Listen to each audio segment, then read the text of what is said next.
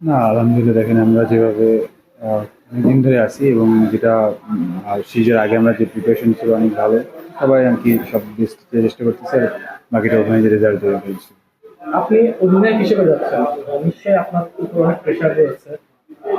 কতটা আসলে প্রস্তুত, এর আগে আপনি অধিনায়কের দায়িত্ব পালন করেছেন, এবার আসলে কতটা প্রেশার নিয়ে যাচ্ছেন বা প্রত্যাশা আসলে পূরণ করতে পারবেন কিনা?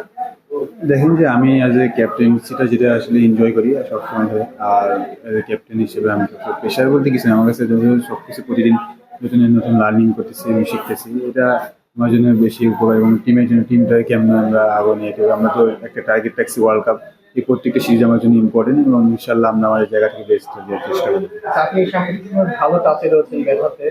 আহ 6টা মতো ওয়ানডে রয়েছে। নিজের কোনো গোল সেট করেছেন কিনা? আমরা কি কোনো সেঞ্চুরি দেখতে পাবো কিনা?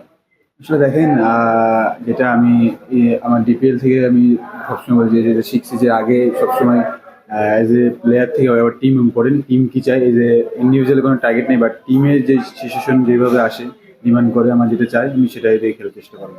আর ইন্ডিভিজুয়াল সবসময় থাকে যে একটা বেস্ট স্কোরার হওয়ার, একটা ভালো কিছু করার, এটা থাকে সবার প্রত্যেকটা প্লেয়ারে। বাট আগে টিম দেন নিজের সেলফ। আচ্ছা, শ্রীলঙ্কা সিরিজে আমরা কি প্রত্যাশা করতে পারি? ব্যবধান কেমন হতে পারে? না, অবশ্যই দেখেন যে অ্যাজ এ টার্গেট হিসেবে সব ক্যাপ্টেন হিসেবে টার্গেট নিয়ে যাই সবসময়, ধরেন যে আমরা ওখানে সিরিজটা জেতার জন্য।